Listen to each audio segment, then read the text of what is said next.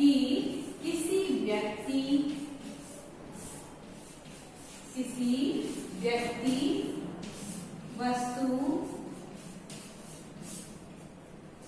स्थान जाति या अवस्था के नाम को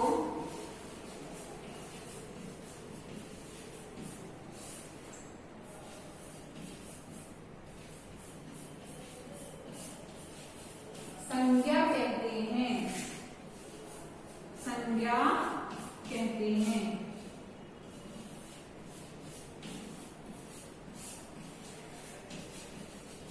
क्या है?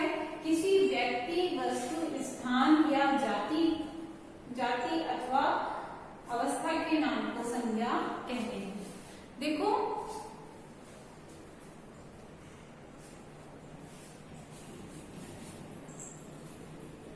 जब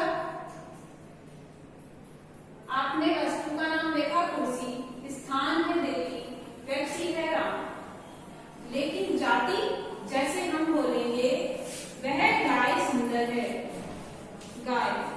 अब गाय सारी जातियों में गाय का क्या आ गया? गाय का नाम लेते ही उसकी जाति की जितनी भी गायें होती है उसका नाम आ गया। अगर हम कहते कि कामधेनु सुंदर है तो वो एक विशेष गाय है, वो एक विशेष गाय है, तो वो कहाँ आती? व्यक्ति है। लेकिन गाय यानी कि कोई भी गाय हो सकती है, हमने उसका पर्टिकुलर नाम नहीं लिया, इसलिए क्या हुआ? वो गाय क्या हो गई? हमने कोई उसका विशेष नाम नहीं लिया, इसलिए वो गाय की पूरी जाति हो गई। अवस्था देखिए, जैसे बचपन, बुढ़ापा, जवानी, ये सब क्या है? अवस्थाएं हैं। ये क्या है? अवस्था। अब देखिए संज्ञा के भेद। संज्ञा के भेद, तो संज्ञा के 3 भेद होते हैं। संज्ञा के मुख्यतः कितने भेद होते हैं? 3। संज्ञा के मुख्यतः कितने भेद होते हैं? 3। व्यक्तिवाचक,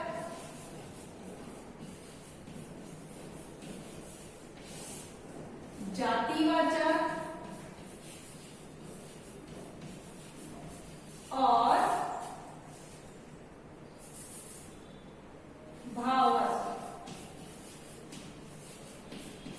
इनके अलावा 2 भेद और होते हैं, जैसे समूहवाचक और द्रव्यवाचक। इनके अतिरिक्त 2 भेद और होते हैं, समूहवाचक और समूहवाचक और द्रव्यवाचक। ये क्या है? इसके अन्य भेदों में आते हैं। इसमें आते हैं अन्य भेदों में। अब देखिए व्यक्तिवाचक। किसी विशेष व्यक्ति, विशेष वस्तु या विशेष स्थान के बारे में बात करते हैं, तब वहां कौन सी संज्ञा होती है? व्यक्तिवाचक संज्ञा। क्या होती है? व्यक्तिवाचक संज्ञा। यानी कि इसकी परिभाषा होगी किसी विशेष व्यक्ति, वस्तु, स्थान आदि के नाम का बोध कराने वाले शब्दों को क्या कहते हैं? व्यक्तिवाचक संज्ञा कहते हैं। व्यक्तिवाचक संज्ञा जैसे राम। राम को हम सब जानते हैं, श्री राम को हम सब जानते हैं। रावण को हम सब जानते हैं। पंडित जवाहरलाल नेहरू, या फिर अगर किसी व्यक्ति का, किसी बच्चे का, किसी लड़के का या लड़की का नाम लिया गया हो तो वह क्या आएगा? व्यक्तिवाचक संज्ञा में आएगा। जैसे राधा खेलती है तो राधा है, इसका मतलब वो व्यक्तिवाचक संज्ञा में आएगी। वस्तु जैसे रामायण, महाभारत, ताजमहल, कुतुब मीनार, ये सब क्या है? वस्तु है जो एक विशेष दर्जा रखती है। फिर है स्थान। स्थान जब पर्टिकुलर स्थान दिया हो, यानी कि विशेष स्थान हो, जैसे आगरा, जयपुर, ये सब क्या है? ये विशेष स्थान में आते हैं। जातिवाचक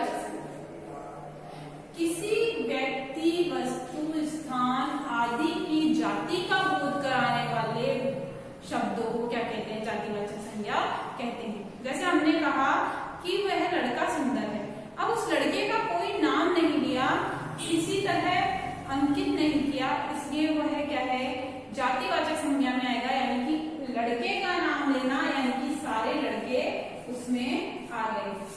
लड़का, लड़की, गाय, बकरी, अगर किसी का नाम ना हो और सिर्फ उसकी जाति का बोध करा रहे हो तब ये आएगा, तब जातिवाचक संज्ञा आएगी।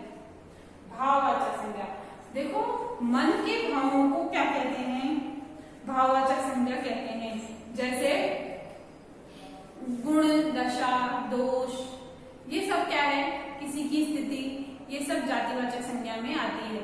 किसी व्यक्ति विशेष या व्यक्ति, वस्तु, स्थान या पदार्थ के दशा, स्थिति, गुण, दोष के बारे में बताया जाए तो वहां भाववाचक संज्ञा होती है। जैसे आम मीठा है, आम मीठा है, आम किसमें आएगा, जातिवाचक संज्ञा में। और क्या है, मीठा है, तो इसकी क्या है, ये गुण है, गुण है ना, तो गुण, दोष और अवस्था। जैसे बर्फ पिघल गई, पिघलना क्या है, उसकी अवस्था, इसलिए वो भी कहाँ आएगी, भाववाचक संज्ञा में आएगी। बचपन, बुढ़ापा, दरिद्री, गरीबी, अमीरी, ये सब किसमें आएगी, भाववाचक संज्ञा में आएगी। समूहवाचक संज्ञा, समूह, जैसे जिनसे समूह का बोध हो, जिनसे समूह का बोध हो, जैसे गुच्छा, चाबी का गुच्छा, गुच्छा क्या होगा, एक चाबी से तो बनेगा नहीं, बहुत सारी चाबी होनी चाहिए उसके लिए, तो वह क्या होगा, समूहवाचक। कक्षा, कक्षा एक बच्चे से कक्षा नहीं बनती, फिर क्या होता है, बहुत सारे बच्चे होते हैं तब कक्षा बनती है। तो जहां भीड़ होगी या बहुत सारे होंगे वहां क्या होगा, समूहवाचक संज्ञा होगी। द्रव्यवाचक संज्ञा, जो चीजें द्रवित हो जाए वो क्या होगी, जब द्रव्यवाचक संज्ञा होगी। इसे पदार्थवाचक संज्ञा भी कहते हैं, पर अधिकतर द्रव्यवाचक संज्ञा कहते हैं। जैसे बर्फ, सोना, चांदी, दूध, जो भी पिघलने वाली चीजें होंगी वो क्या होंगी, द्रव्यवाचक संज्ञा में आएंगी। आज के लिए इतना ही।